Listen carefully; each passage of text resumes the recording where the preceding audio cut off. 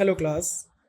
Basically पिछले chapter में हमने लैक्सेटिव्स और परगेटिव्स के क्लासिफिकेशन और उनके मैकेनिज्म ऑफ एक्शन को बहुत डिटेल में समझा था।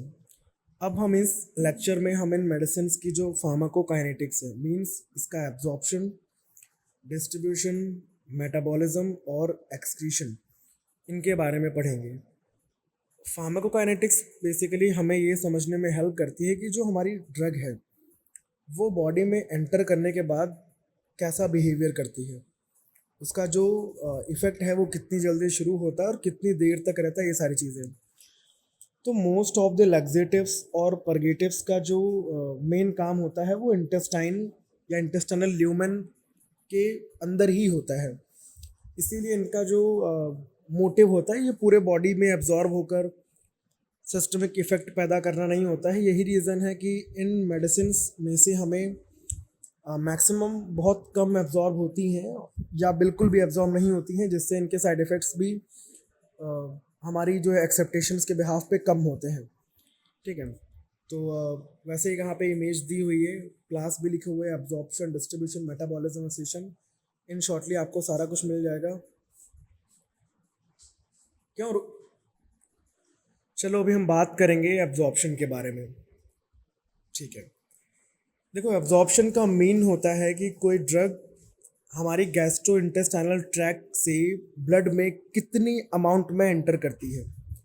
लैक्सेटिव की most of the medicine local तरीके से काम करती हैं, इसीलिए इनका एब्जॉर्प्शन जो है बहुत कम होता है।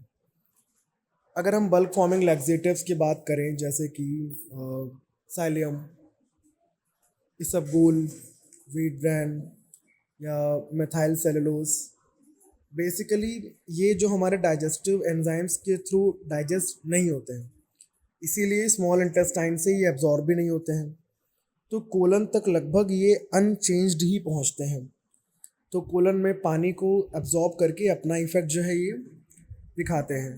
तो इससे हमारा कंक्लूजन क्या निकला कि इनका सिस्टमिक एब्जॉर्प्शन जो है वो लगभग ना के बराबर है। ठीक है, ऐसे ही जो हमारे इसमें स्टूल सॉफ्टनर्स आएंगे, जैसे डोकोसेट वगैरह हो गया, ये भी बहुत कम मात्रा में जो है एब्जॉर्ब होते हैं। इनका जो मेन इम्पैक्ट होता है या इफेक्ट होता है ये इंटेस्टाइनल ल्यूमेन में ही रहता है। तो जो एब्जॉर्ब्ड पोर्शन होता है वो क्लिनिकल इफेक्ट में बहुत ज़्यादा अपना हम कह सकते हैं योगदान नहीं दे सकता है। ठीक है, ऐसे ही लिक्विड पैराफिन, ये भी लगभग एब्जॉर्ब नहीं होता है। इंटेस्टाइनल ल्यूमेन में रहकर ये स्टूल को ल्यूब्रिकेट करेगा और लॉन्ग टाइम तक यूज़ होने पर बहुत थोड़ी सी मात्रा में एब्जॉर्ब हो सकता है, लेकिन इसका कोई क्लिनिकली इम्पैक्ट बहुत कम होता है। इसके अलावा जैसे हमारे जो और भी हो जाते हैं, जैसे कि ऑस्मोटिक लैक्सेटिव। ठीक है, osmotic laxative basically small intestine में एब्जॉर्ब नहीं होता है, जैसे लैक्टोलोज हमारी हो गई, कोलन में पहुंचकर ये बैक्टीरिया के थ्रू फर्मेंट होती है। ऐसे ही जो पॉलीएथिलीन ग्लाइकॉल है लगभग बिल्कुल एब्जॉर्ब नहीं होता है, पूरा का पूरा इंटेस्टाइनल ल्यूमन में रहता है। जो मैग्नीशियम सॉल्ट्स हो गए, है ना, मैग्नीशियम हाइड्रोक्साइड या सल्फेट, मैग्नीशियम सल्फेट एक्सेट्रा, इनका जो मैक्सिमम पोर्शन एब्जॉर्ब नहीं होता है। थोड़ी जो इसका जो अमाउंट है ये एब्जॉर्ब हो सकता है, तो स्पेशली किडनी डिजीज़ वाले जो पेशेंट्स होते हैं इसमें। ठीक है, तो ओवरऑल इस तरीके से जो एब्जॉर्प्शन, ऐसे ही स्टिमुलेंट लैक्सेटिव जैसे बेसाकोडिल है, ठीक है, स्मॉल इंटेस्टाइन में ये भी स्पेशली कोई एब्जॉर्ब नहीं होगी। कोलन में पहुँच के क्या करती थी, एक्टिव मेटाबोलाइट बनता था और वहीं पे काम करता था। ठीक है, सेम तरीके से सोडियम पिकोसल्फेट और सेना वगैरह। इसके अलावा जो इसमें और क्या रह गया, प्रोकाइनेटिक एजेंट। ठीक है, जो प्रोकैलोप्राइड है, ओरल एडमिनिस्ट्रेशन के बाद अच्छी तरीके से एब्जॉर्ब होता है। बायो अवेलेबिलिटी इसकी लगभग 90% होती है। तो ये क्या करता है, ये इसका काम करने का तरीका थोड़ा सा अलग है। ये सिस्टमिक सर्कुलेशन में पहुंचकर एंटेरिक नर्वस सिस्टम पे काम करता है। एंटेरिक नर्वस सिस्टम अगर मैं आपको बताऊं, जैसे आप ऑटोनॉमिक नर्वस सिस्टम को आपने दो तरीके से पढ़ा है, सिम्पैथेटिक नर्वस सिस्टम और पैरासिम्पैथेटिक नर्वस सिस्टम। बट उसमें जो तीसरा सिस्टम आता है वो होता है एंटेरिक नर्वस सिस्टम, जो हमारी पूरी बोवल मोटिलिटी के लिए काम करता है और ऑटोनॉमिक तरीके से काम करेंगी दवाइयाँ। दैट्स वाई इसका बायो अवेलेबल होना बहुत ज़रूरी है। ठीक है, और जो सिक्रेटागोगस हैं, जैसे कि ल्यूबिप्रोस्टोन, ओरल एब्जॉर्प्शन बहुत लिमिटेड है, तेज़ी से ये लोकल टिश्यूज़ में मेटाबोलाइज हो जाती है और प्लाज्मा लेवल बहुत कम रहती है, ठीक है। अभी नेक्स्ट हम बात करें डिस्ट्रीब्यूशन की। देखो डिस्ट्रीब्यूशन हमें बताता है कि एब्जॉर्ब्ड ड्रग बॉडी में कहाँ कहाँ पहुँचती है। अब क्योंकि most of the drugs laxative जो होती हैं वो एब्जॉर्ब नहीं होती, इसीलिए उनका डिस्ट्रीब्यूशन भी बहुत लिमिटेड है। जैसे इसमें bulk forming agents, polyethylene glycol और लैक्टोलोस, ये केवल बेसिकली इंटेस्टाइनल ल्यूमन में रहते हैं। डोकोसीट का बहुत लिमिटेड डिस्ट्रीब्यूशन है। इसके साथ साथ जो प्रोकैलोप्राइड पूरी बॉडी में अच्छी तरीके से डिस्ट्रीब्यूट होता है क्योंकि ये सिस्टमिकली, अभी मैंने बताया, एक्टिव ड्रग है, ठीक है। ल्यूबिप्रोस्टोन, इसका भी बहुत लिमिटेड डिस्ट्रीब्यूशन है क्योंकि ये तेज़ी से मेटाबोलाइज हो जाती है, ठीक है। तो ये सारी चीज़ें, अभी हम अगर नेक्स्ट जो पोर्शन आएगा वो है हमारा मेटाबॉलिज्म, ठीक है। अभी हम मेटाबॉलिज्म की बात करते हैं। मेटाबॉलिज्म का मतलब ड्रग का अपना फॉर्म चेंज करना और उसको एक्सक्रीट आउट होने के लिए खुद के फॉर्म को बदलना। तो बल्क फॉर्मिंग एजेंट्स बेसिकली ये मेटाबोलाइज नहीं होते हैं। कुछ फाइबर्स जो होते हैं वो कोलन की बैक्टीरिया के थ्रू बहुत मिनिमल टाइप से या मिनिमली वो क्या होते हैं, वो फॉर्मेंट किए जाते हैं, ठीक है। अब इसमें जैसे कि लैक्सेटिव है, ठीक है, सॉरी, ये जो लैक्टोलोस है, जो ह्यूमन एंजाइम्स क्या करते हैं, इसे डाइजेस्ट नहीं कर पाते हैं। तो कोलन की बैक्टीरिया इसे क्या करती है, लैक्टिक एसिड, एसिडिक एसिड और जो अदर ऑर्गेनिक एसिड्स हैं इसमें कन्वर्ट कर देती है। यही मेटाबोलाइट्स इसका ऑस्मोटिक इफेक्ट बढ़ाते हैं, ठीक है। ऐसे ही इसमें जो लैक्टोलोज के बाद जो प्रोकाइनेटिक एजेंट हैं, ठीक है, बिसाकोडिल है, सोडियम पिकोसल्फेट है, सेना है, प्रोकैलोप्राइड, लुबिप्रोस्टोन, ये सारी चीज़ें भी कहीं ना कहीं जैसे लुबिप्रोस्टोन, जो लुबिप्रोस्टोन है ये स्टमक और जो जेजुरम की जो कार्बोनिल रिडक्टेज जो एंजाइम्स हैं इनके थ्रू बहुत तेज़ी से मेटाबोलाइज होती हैं। लीवर साइटोक्रोम P450 एंजाइम्स की जो अपना एक्ट या अपना रोल करता है वो बेसिकली ऑलमोस्ट ज़ीरो है उसका, ठीक है। तो इस तरीके से अभी हम नेक्स्ट बात करें इसमें एक्सक्रीशन की, ठीक है। एक्सक्रीशन का मतलब होता है कि ये ड्रग्स का हमारी बॉडी से बाहर निकलना, ठीक है। तो जो ब्लड फॉर्मिंग एजेंट्स होते हैं, हमारा मोस्ट पोर्शन जो है ये हमारा इसमें स्टूल्स के थ्रू या फीसेस के थ्रू निकल जाता है, ठीक है। दूसरी चीज़ जो पॉलीइथाइलिन ग्लाइकॉल होती है, लगभग पूरी मात्रा फीसेस के थ्रू निकल जाती है। तो एक्सक्रीशन बेसिकली डिपेंड करता है एब्जॉर्प्शन पर। अगर ड्रग एब्जॉर्ब नहीं हुई है तो वो स्मॉल इंटेस्टाइन से लार्ज इंटेस्टाइन, लार्ज इंटेस्टाइन से वो फीसेस के फॉर्म में कन्वर्ट होके वो बाहर निकल जाएगी, ठीक है। पॉलीइथाइलिन ग्लाइकॉल, या मैंने आपको जो एग्जांपल दिया, जैसे कि जो एब्जॉर्ब पोर्शन होता है जैसे कि मैग्नीशियम, ये हमारे ब्लड में जाएगा, फिर लीवर में जाएगा, मेटाबोलाइज होके कन्वर्ट होके वाटर सॉल्युबल बनेगा, फिर वो किडनीज के थ्रू यूरिन के पोर्शन में फॉर्म होके वो वहाँ से निकल के जाएगा, ठीक है। तो दिस इज़ द नेक्स्ट हमारा हो जाता है, एक दो तरीके हैं हमारे, ठीक है। तो मैग्नीशियम सॉल्ट्स एब्जॉर्ब किडनी के थ्रू यूरिन में बनते हैं एंड एब्जॉर्ब पोर्शन स्टूल से निकल जाता है, ठीक है। अभी हम बात करेंगे onset and duration of action, ठीक है। ऑनसेट का मतलब होता है एक्शन शुरू होने का जो टाइम होता है, ठीक है। तो जैसे कि जो बल्क फॉर्मिंग होती है इनका जो काम होता है, ये कई जगह आपको लिखा मिलेगा, बट 12 से 72 घंटे तक इनका ऑनसेट ऑफ एक्शन होता है, ठीक है। स्टूल सॉफ्टवेयर जो होते हैं ये भी 24 से 72 घंटे, ठीक है। लिक्विड पैराफिन्स जो होते हैं वो 6 से 8 घंटे। ऐसे ही जो लैक्टोलोज जो बहुत फेमस है ये 24 से 48 घंटे। तो कुल मिला के काफ़ी अच्छा इनका काम है। सलाइन परगेटिव्स का 1 से 3 घंटे। तो ड्रग की जो ड्यूरेशन है ये हम कह सकते हैं कि अगर हम ड्यूरेशन की बात करें तो ये डिपेंड करती है ड्रग का टाइप कैसा है, डोज क्या है, और हमारे बोवल की मोटिलिटी क्या है, मींस इंटेस्टाइनल मोटिलिटी क्या है, ठीक है। तो तो ड्यूरेशन पेशेंट की इंटेस्टाइन की स्पीड हमारे खान पान और हाइड्रेशन के अकॉर्डिंग कुछ हद तक चेंज हो सकती है, ये सारी चीज़ें। तो अभी हम बात करेंगे इसमें स्पेशल फार्माकोकाइनेटिक फीचर्स जो आएंगे। ठीक है, देखो मोस्ट ऑफ द लैक्सेटिव जो होती हैं ये लोकल एक्शन करती हैं, इसीलिए सिस्टमिक एब्जॉर्प्शन इनका बहुत कम होता है। ठीक है, so many laxatives act locally without systemic absorption. Bulk forming agents जो होते हैं और जो पॉलीथाइन ग्लाइकोल लगभग एब्जॉर्ब नहीं होते, इसलिए सिस्टमिक साइड इफेक्ट बहुत मिनिमम होते हैं। अब इसमें जैसे लैक्टोलोज सेना और सोडियम पिकोसल्फेट का जो इम्पैक्ट कोलन की जो बैक्टीरियल मेटाबॉलिज्म पे डिपेंड करता है। ठीक है, सम रिक्वायर बैक्टीरियल एक्टिवेशन, जैसे मैंने आपको बताया इस सेंटेंस में। एंड प्रोकैलोप्राइड एक बेसिकली सिस्टमिकली एक्टिव ड्रग है, इसीलिए इसकी बायो अवेलेबिलिटी अच्छी होती है। ऑस्मोटिक एजेंट्स डिपेंड करते हैं वाटर रिटेंशन जो ल्यूमेन में होता है। रीनल फंक्शन अफेक्ट कर सकता है हमारे excretion of absorbed ions like magnesium वगैरह।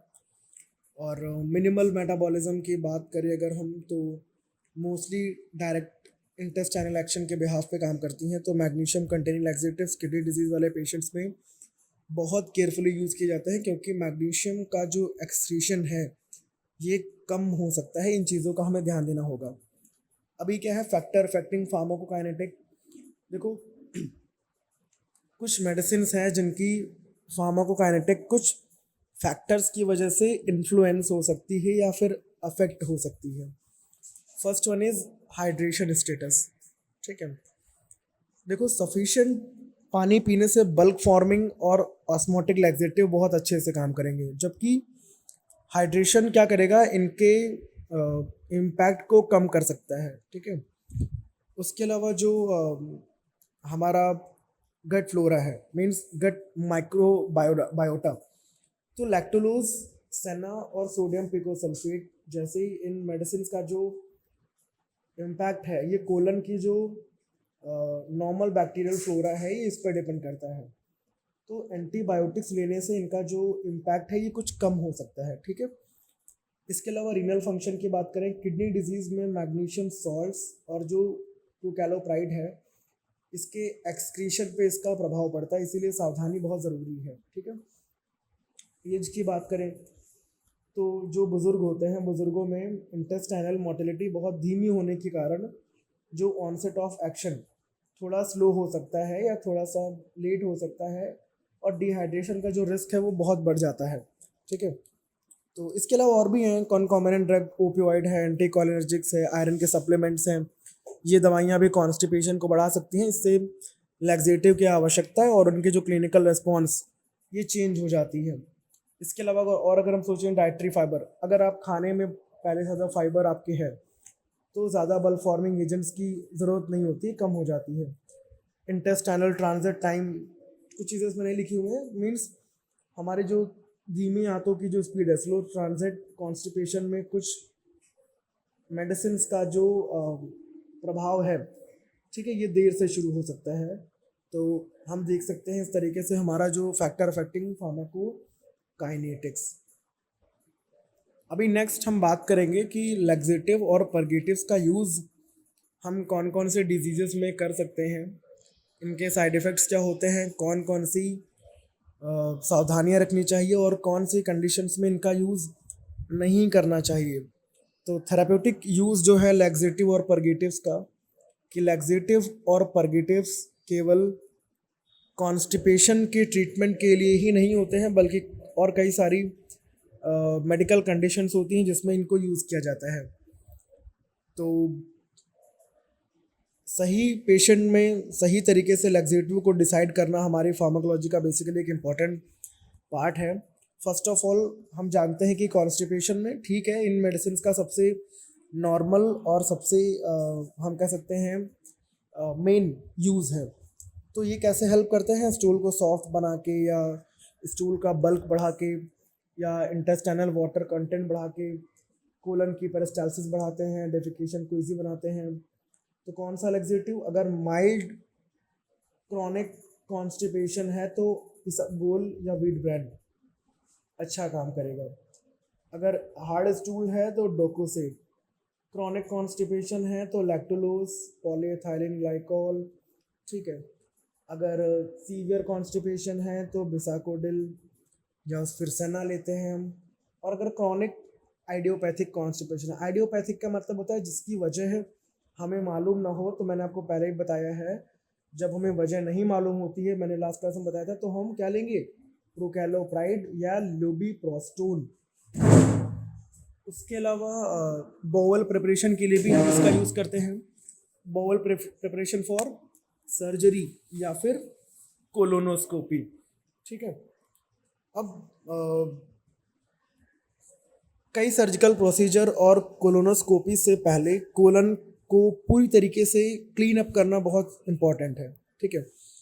अगर कोलन में स्टूल रह जाए तो कोलोनोस्कोपी में अंदर की जो वॉल है ये क्लियर नहीं दिखती, ठीक है। तो पॉलिप्स या ट्यूमर्स क्या होते हैं, ये छूट जाते हैं कई बार, तो सर्जरी के टाइम इन्फेक्शन का रिस्क बढ़ जाता है। तो यहाँ पे आप polyethylene glycol, sodium phosphate, magnesium sulphate या बेसाकोडिल यूज़ कर सकते हो। ये मेडिसिन कोलन को पूरी तरीके से एम्प्टी कर देंगे, ठीक है।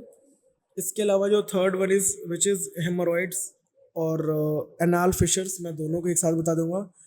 हेमोरॉइड्स में जो एनाल वेन्स होती हैं ये स्वेलिंग इनमें आ जाती है, ठीक है। अगर पेशेंट हार्ड स्टूल पास करता है और ज़्यादा जोर मीन्स स्ट्रेनिंग लगाता है तो पेन बढ़ता है, ब्लीडिंग हो सकती है, स्वेलिंग हो सकती है। तो लैक्सेटिव इसमें कैसे हेल्प करेंगी, स्टूल्स को सॉफ्ट कर देंगी जिससे स्ट्रेनिंग कम होती है, वेन्स पर प्रेशर कम पड़ता है, हीलिंग और फास्ट होती है। तो इसमें डोकोसेट, साइलियम या फिर लैक्टुलोज वगैरह ही ज़्यादा प्रेफर की जाती है, ठीक है। एनाल फिशर्स की बात करें तो जो एनाल कैनाल में छोटी सी जो दरार जिसको हम फिशर बोलते हैं, ठीक है, ये बन जाती है तो हार्ड स्टूल गुजरने पर उसमें बहुत सीवियर पेन होता है, ब्लीडिंग हो सकती है, जो घाव होते हैं बार बार खुल सकते हैं। तो लैक्सेटिव क्या करते हैं, स्टूल्स को सॉफ्ट बना के डेफिकेशन पेनफुल जो होता है वो पेनलेस बना देते हैं, और फिशर जो है वो जल्दी हील होने में उसको हेल्प मिलती है। पोस्ट ऑपरेटिव पेशेंट्स या फिर जो बेड रिडन पेशेंट्स, देखो पोस्ट ऑपरेटिव का मतलब सर्जरी के बाद कई पेशेंट्स कम चलना फिरना या उनको ओपियोइड पेनकिलर्स देते हैं, एनेस्थीसिया देते हैं, कम खाना देते हैं, जिसकी वजह से भी कॉन्स्टिपेशन हो जाता है।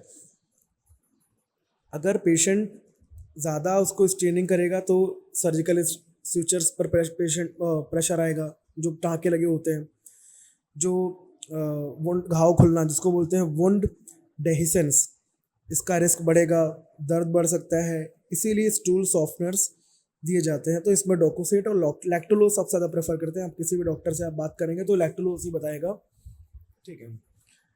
बेडरिडन क्या होता है, जो पेशेंट लॉन्ग टाइम तक बेड पे पड़े रहे, ठीक है। स्ट्रोक वाले पेशेंट हैं, फ्रैक्चर वाले पेशेंट हैं, पैरालिसिस वाले हैं, आईसीयू वाले पेशेंट हैं, इनमें फिजिकल एक्टिविटी कम होने से कोलन की जो मोटिलिटी है ये कम हो जाती है, ठीक है। तो लैक्टुलोज कैसे हेल्प करते हैं, स्टूल पैसेज को बहुत इजी बनाएगा, फीकल इम्पैक्शन जो है ये रोक देगा, और रेगुलर बोवल मूवमेंट बेसिकली बनाए रखते हैं।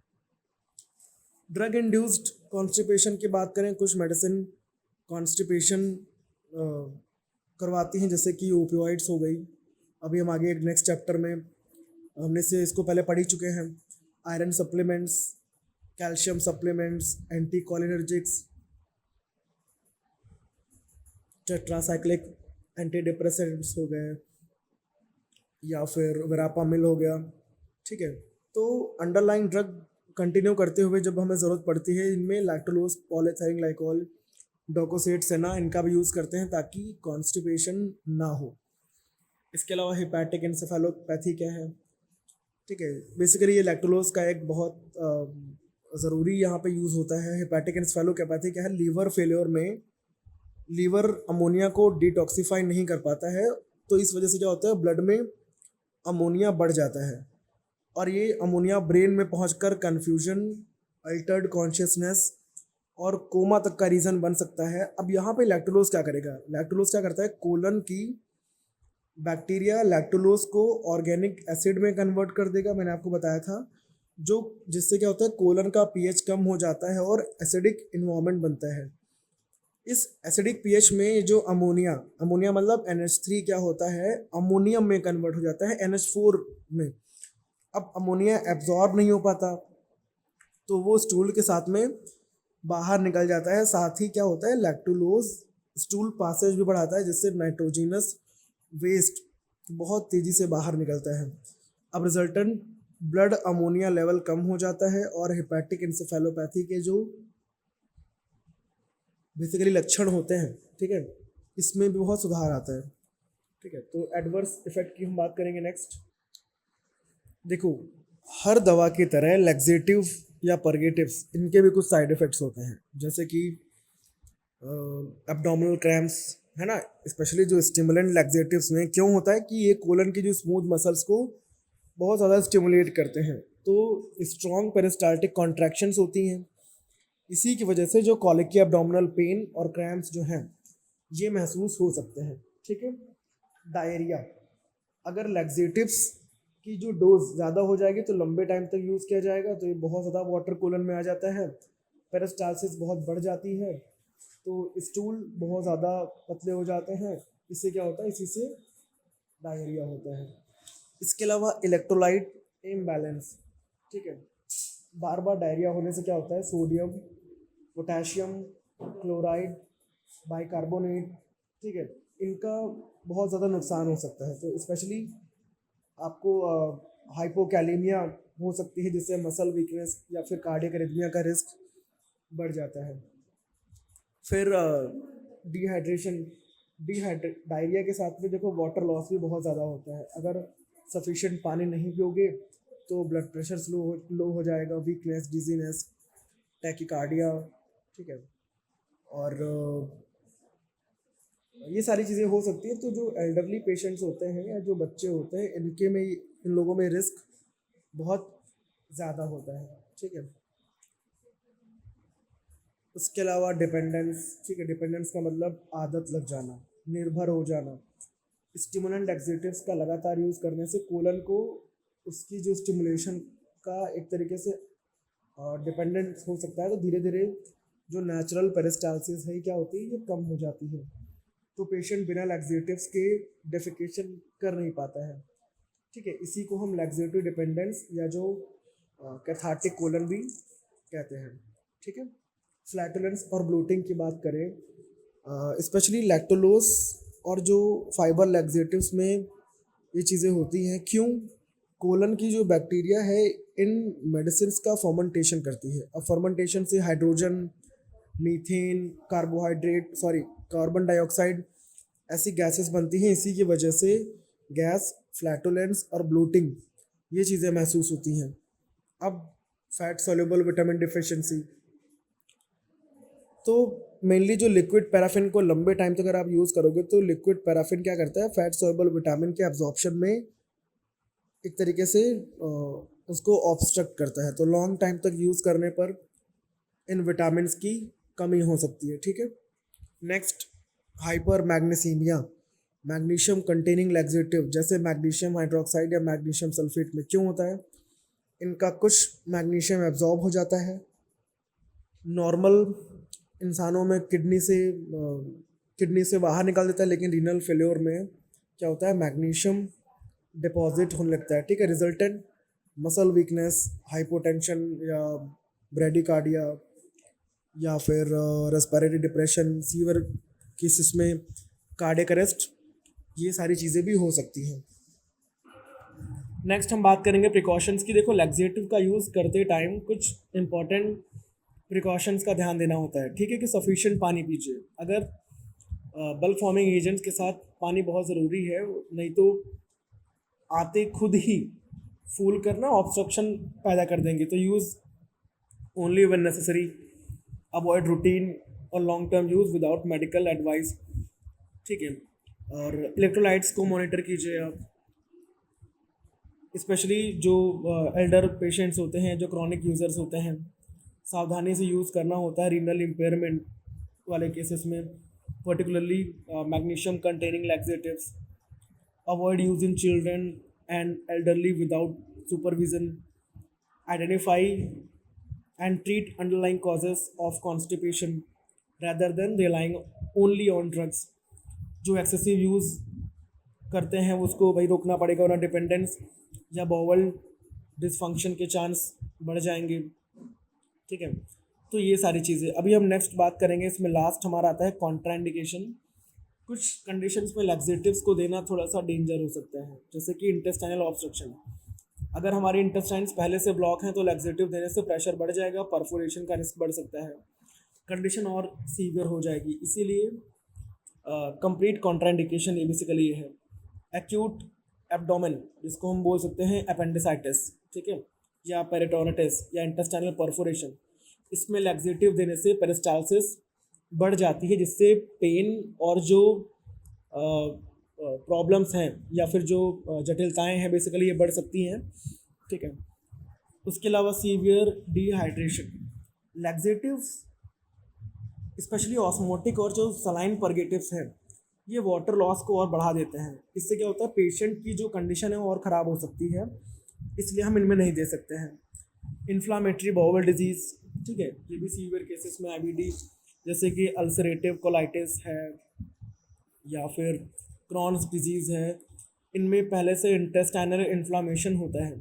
तो स्टिमुलेंट लैक्सेटिव्स हमारे इंटेस्टाइन को और इरिटेट कर सकते हैं, जिससे ब्लीडिंग, पेन और डिजीज़ फ्लेयर बढ़ सकती है। ठीक है, और नेक्स्ट जो है अनडायग्नोस्ड एब्डोमिनल पेन, मीन्स अगर रीज़न हमें पता ना हो और लैक्सेटिव दे दिया जाए तो अपेंडिसाइटिस या ऑब्स्ट्रक्शन, अपेंडिसाइटिस का मतलब अपेंडिक्स में इन्फ्लामेशन, ठीक है, ऑब्स्ट्रक्शन या और सीवियर सर्जिकल डिजीज़ उसमें छिप सकती हैं या बिगड़ सकती हैं।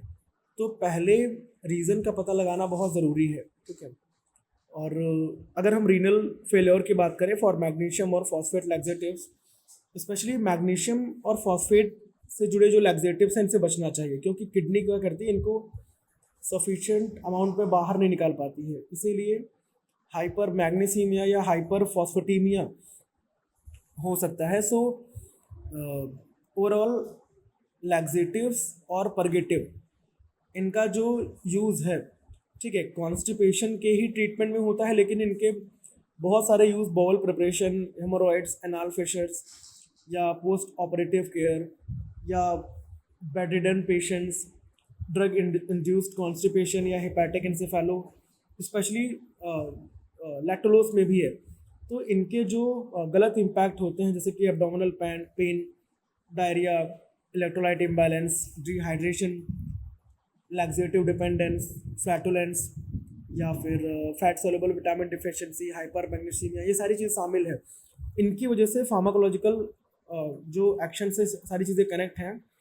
तो इनका सेफ यूज़ के लिए आप सफिशिएंट पानी पीजिए, लॉन्ग टाइम तक बिना किसी डॉक्टर के एडवाइस के मत लीजिए, पेशेंट की एज, किडनी फंक्शन और बहुत सारी बीमारियों का भी ध्यान रखना बहुत ज़रूरी है। वहीं पे intestinal obstruction, acute abdomen, severe dehydration, inflammatory bowel disease, undiagnosed abdominal pain और रीनल फेलियर जैसे कंडीशंस में इनका यूज़ थोड़ा प्रोहिबिट है, या फिर बहुत केयरफुल तरीके से या फिर प्रिकॉशसली यूज़ किया जाना चाहिए।